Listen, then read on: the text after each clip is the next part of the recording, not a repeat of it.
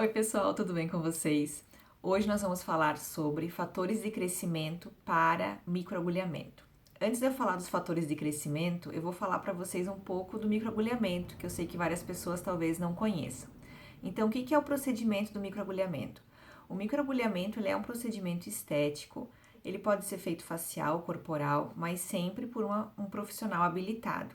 Eu já ouvi falar aí de pessoas que compram os rollers para fazer em casa, às vezes os rollers nem são registrados na Anvisa, então assim, eu não recomendo.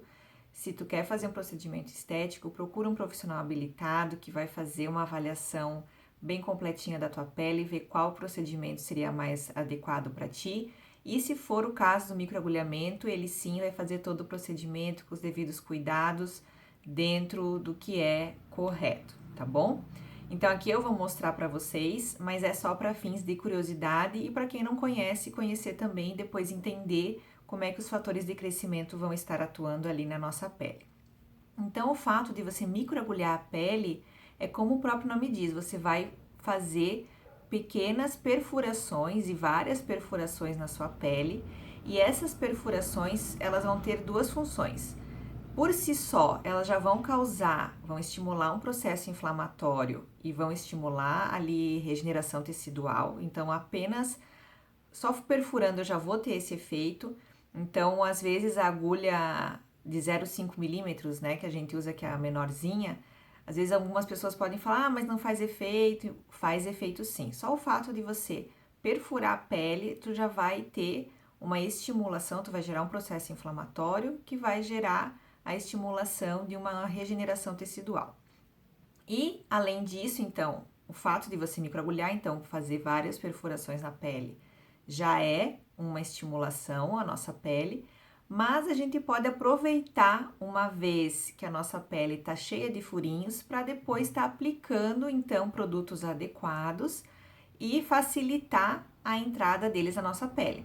Então lembra que eu sempre comento com vocês, a gente tem várias camadas na pele, principalmente o extrato córneo aí que funciona como uma barreira.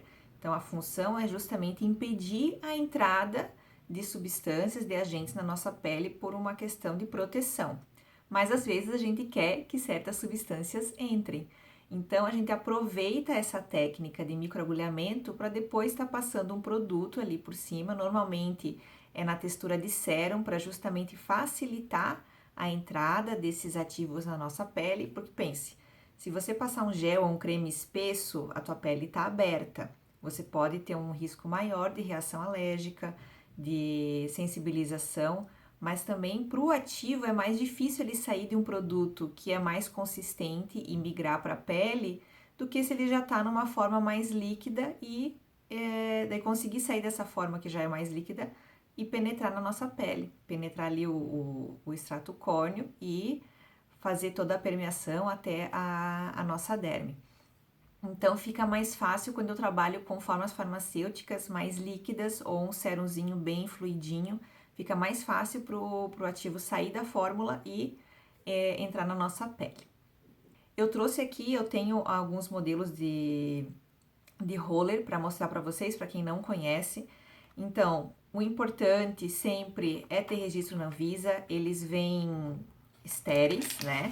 Então, por exemplo, aqui quem nunca viu um roller, ó, ele é tipo como se fosse um rolinho mesmo, né? Com as agulhas, daí dependendo o roller, ele tem um tamanho de agulha, ele tem uma quantidade de agulhas, esse aqui ele tem 540 microagulhas. Então, dependendo do roller que o profissional vai usar, tem rollers com menos agulhas, com mais agulhas, diferentes tamanhos, né, de agulha de profundidade, ou também tem esses Smart Infusions, que eles também vêm todos estéreis, ó, que daí a gente já coloca o líquido aqui dentro, aqui em cima tem as agulhinhas. Então, são opções aí que o profissional que vai estar atendendo vocês vai poder estar utilizando.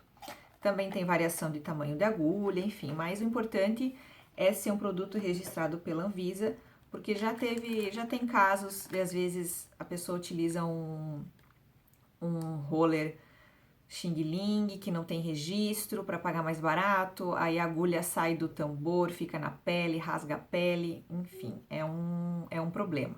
Então sempre cuidar isso, né? Então, sempre trabalhar com, se você é profissional e está me assistindo, sempre trabalhe com rollers, com dispositivos de microagulhamento que sejam registrados pela Anvisa, que sejam de confiança, que sejam estéreis e jamais reutilize eles, tá bom? Entendido então o procedimento do microagulhamento, vamos falar dos fatores de crescimento, que são um dos ativos mais utilizados no pós-microagulhamento. Então, depois que é feito o procedimento, é aplicado um produto, né? Normalmente é na forma líquida ou num sérumzinho bem fluido, com ativos bem bacanas para justamente aproveitar essas microperfurações que nós temos na pele para facilitar a entrada desses ativos e que eles atuem lá na epiderme ou na derme, dependendo da profundidade que a gente está trabalhando. Então, um dos ativos que é mais utilizado nesse sentido são os fatores de crescimento. E o que são esses fatores de crescimento? Os fatores de crescimento, eles são ativos biomiméticos, ou seja, eles mimetizam algo que nós já temos no nosso organismo. Então, naturalmente, a gente já tem fatores de crescimento na nossa célula ali que participa de processos bioquímicos na nossa metabolização. Mas eu posso estar inserindo fatores ali na minha pele, aproveitar essa facilitação que a gente tem de entrada na pele nesse momento, para justamente estimular ainda mais. Então, os fatores de crescimento são ativos biomiméticos, por quê? Porque a gente já tem, são fatores que vão mimetizar, vão simular um processo que a gente já tem no nosso organismo. Eles são citocinas, são proteínas, que eles estão relacionadas com estímulo e remodelação tecidual, reconstrução tecidual também. Então, nós temos fatores de crescimento que vão atuar mais na cicatrização, vão atuar mais na formação de microvasos para melhorar a oxigenação e nutrição do tecido, ou vão estimular síntese proteica, então para fazer a síntese de colágeno, de elastina, que são fibras de sustentação da nossa pele, vão estimular componentes de matriz extracelular. Então, para quem me acompanha aqui já sabe, né, a matriz extracelular é todo aquele espaço que eu tenho entre os fibroblastos lá na minha derme. Então, as células, elas não estão ali no vácuo, elas estão no meio dessa substância, dessa matriz extracelular, e um dos componentes dessa matriz são as glicosaminoglicanas, que entre elas o ácido hialurônico. Então, os fatores de crescimento também estão relacionados com a estimulação da produção de componentes dessa matriz extracelular. Existem vários fatores de crescimento e aqui eu vou citar uns principais que são utilizados para a questão de reconstrução tecidual, que vai estar relacionado principalmente com o estímulo de colágeno, de elastina e de matriz extracelular. Então, eu vou falar um pouquinho sobre eles agora. Então, como eu falei para vocês, os fatores de crescimento, eles são citocinas, são proteínas, mas eles são, na verdade, peptídeos. E o que é isso? Então, as proteínas, elas são formadas inicialmente por aminoácidos, que é a porção menor de uma proteína. Então, eu tenho vários aminoácidos. Quando eu tenho a junção de 2 ou mais aminoácidos formando pequenas cadeias, eu chamo de peptídeo. E quando eu tenho várias cadeias de peptídeo unidas entre si juntas, aí a gente tem a formação de proteínas que são estruturas maiores, que são cadeias maiores. Então, esses fatores de crescimento, eles têm uma sigla, mas eles normalmente são peptídeos, são oligopeptídeos, ou seja, peptídeos pequenos, né? Então, tem a junção aí de aminoácidos formando cadeias pequenininhas. E eles são normalmente veiculados em nanocápsulas ou lipossomas, que são estruturas oriundas aí da nanotecnologia, justamente para melhorar a estabilidade desses componentes, facilitar a entrada deles na nossa pele e também tem a possibilidade de eu estar controlando a liberação.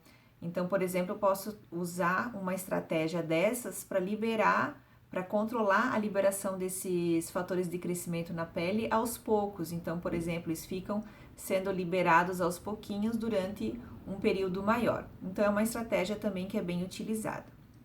E agora, então, os principais fatores de crescimento que a gente pode estar usando no pós-microagulhamento. Então, nós temos o EGF, que é o fator de crescimento epidermal. Ele aumenta o turnover celular, então ele aumenta aí o processo de diferenciação dos queratinócitos, estimulando o reparo do tecido. Tem o TGP2 peptídeo, que é um oligopeptídeo, um fator de crescimento bem utilizado para quando a gente quer uma ação despigmentante na nossa pele, então é bem indicado para quem tem manchinhas. Tem o BFGF e o TGF-beta3, que são fatores de crescimento fibroblásticos, eles estão relacionados com o estímulo do fibroblasto para síntese, para produção de proteínas como colágeno e elastina e também para componentes da matriz extracelular. Então, principalmente a gente está falando aí de ácido hialurônico para toda aquela substância que fica em volta dos fibroblastos. Temos também o IGF, que é o fator de crescimento insulínico, ele está muito relacionado com cicatrização tecidual também, então ele vai ajudar, como a gente gerou um processo, uma agressão na nossa pele com microagulhamento, ele também estimula então a cicatrização dessa pele, estimula o reparo tecidual. E por último, a gente tem o VEGF, que é um fator de crescimento relacionado com angiogênese. Então, ele é bem também utilizado no capilar, porque ele promove a formação de microvasos, e esses microvasos, eles vão trazer mais oxigenação, mais nutrição para aquele tecido e, consequentemente, eu tenho uma função melhorada de toda a metabolização, de toda a bioquímica que está acontecendo ali naquele local.